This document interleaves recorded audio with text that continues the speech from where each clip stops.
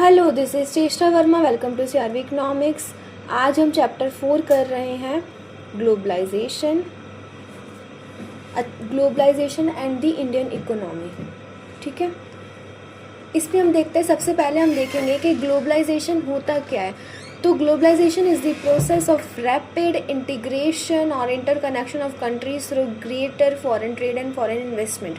इसमें क्या होगा, प्रोसेस है रैपिड इंटीग्रेशन ऑफ कंट्रीज़ का, जिसमें बेसिकली वो क्या करेंगी, कंट्रीज़ इंटरकनेक्ट करेंगी through great foreign trade and foreign investment. Foreign trade करेंगी और फॉरेन इन्वेस्टमेंट भी करेंगी। ये बेसिकली क्या है, एक फ्री मूवमेंट है of goods and services, capital and technology across borders. Foreign investment होगी यहाँ पर, MNCs invest in other countries to expand production and markets. और यहाँ पे इंटीग्रेशन, बेसिकली ग्लोबलाइजेशन का मतलब भी अगर हम देखेंगे ना तो इंटीग्रेशन है। इंटीग्रेशन यानी कि वो मिल रही हैं, कनेक्ट कर रही हैं एक दूसरे से। Economies become interdependent through trade and finance. तो ग्लोबलाइजेशन अगर हमें पता, मतलब अगर हमें सिंपल से समझना है तो रैपिड इंटीग्रेशन यानी कि हमें दूसरी कंट्रीज से कनेक्ट करना है, ताकि हम बेसिकली अगर हम देखते हैं, अगर हम नेबरहुड से कनेक्ट करते हैं तो कनेक्शन बिल्डअप होता है, नेटवर्क। यहाँ पे अगर हम इसको समझेंगे, अगर हम आजकल की टर्म्स में, तो नेटवर्किंग करना, दूसरी कंट्रीज से नेटवर्क बनाना, ताकि हमें, जिसमें हम इतना अच्छा प्रोडक्शन नहीं कर पाए, ताकि हम उसका इंपोर्ट करें, और जो हमारे पास अच्छी चीज़ों का प्रोडक्शन है वो वहाँ पर, जो हमें अगर कुछ भेजना है यहाँ से, import export, basically for import and export के लिए हम ग्लोबलाइजेशन समझेंगे। अब अगर हम देखते हैं production across countries and MNCs. जो एमएनसीज हैं, multinational corporations, a company that owns और controls production in more than one nation, जिनका जो प्रोडक्शन होगा वो एक कंट्री से ज़्यादा कंट्री में होगा। तो एमएनसीज जो हैं, how do MNCs set up production, कैसे सेटअप करती है, तो सेटअप ऑफिसेज सेटअप करती हैं, factories in regions where they can get cheap labour and other resources. वहाँ पे उनको क्या मिलती है, चीप, जहाँ पर वो अपनी जो फैक्ट्रीज है वहाँ पे सेटअप करती है, जहाँ पे उनको लेबर चीप मिलेगी और सारे रिसोर्सेज अवेलेबल हो पाएंगे ईजीली। ठीक है, अब उसके बाद हम बात करते हैं बाय लोकल कंपनीज और enter into joint ventures with local companies. या तो अपनी नई बाय कर लेती है लोकल कंपनीज को, या फिर जॉइंट वेंचर क्रिएट कर लेती है लोकल कंपनीज के साथ। फिर place orders for production with local companies, goods are produce nearby and then supply to the MNCs. Goods जो है वहीं पे प्रोड्यूस करती है और फिर एमएनसीज को सप्लाई कर देते हैं। तो ये एमएनसीज अपना प्रोडक्शन कैसे सेटअप करती है वो बताया गया है। ठीक है, अब फैक्टर्स अनेबलिंग ग्लोबलाइजेशन। अब वो फैक्टर्स जो कि ग्लोबलाइजेशन को इनेबल करते हैं, तो हम देखते हैं सबसे पहले ग्लोबलाइजेशन है, यानी कि it means technology, rapid improvement in transportation. Globalisation की बात किया, वो टेक्नोलॉजी में बहुत इम्प्रूवमेंट हुआ, rapid improvement in transport, containers, faster ships, reduce cost of moving goods across the globe, IT and communication, internet, email.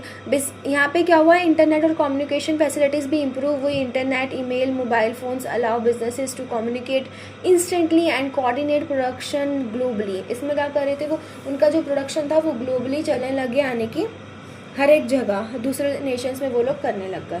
Liberalisation of trade, liberalisation यानी कि जो भी ट्रेड बैरियर्स थे वो हमने रिमूव कर दिए, लिबरल कर दिया, प्रोसेस जो है ईजी कर दिया। गवर्नमेंट रिमूव्ड बैरियर्स, ये देखो बैरियर्स रिमूव कर दिया, ट्रेड बैरियर्स, इंपोर्ट रेस्ट्रिक्शंस के ट्रेड बैरियर्स हटा दिए, और जो भी इंपोर्ट पे रेस्ट्रिक्शंस लगाई थी वो सब हटा दी, to allow free flow of goods and capital.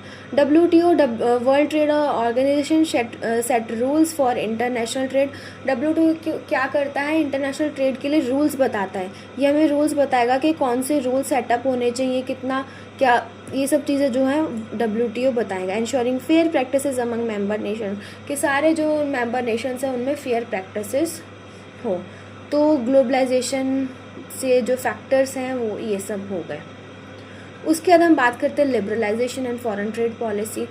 Liberalisation और फॉरेन ट्रेड पॉलिसी क्या है, तो सबसे पहले हम देखते हैं, जो अभी हमने एक वर्ड पढ़ा था, ट्रेड बैरियर्स। ट्रेड बैरियर्स क्या है कि हमने बैरियर लगा दिया है ना, बैरियर लगा दिए कि वो आ ही नहीं पाए।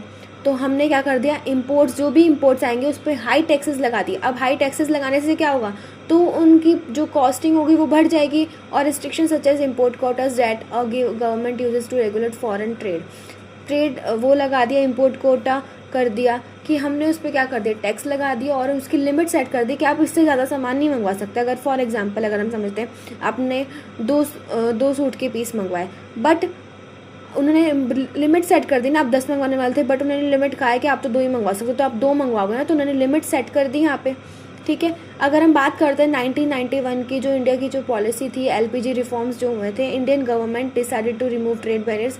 इंडियन गवर्नमेंट ने डिसाइड किया था कि जो भी ट्रेड बैरियर्स है वो रिमूव कर देगी and permit foreign companies to invest in India, और ये परमिशन देगी फॉरेन कंपनीज़ को ताकि वो इंडिया में इन्वेस्ट कर सके।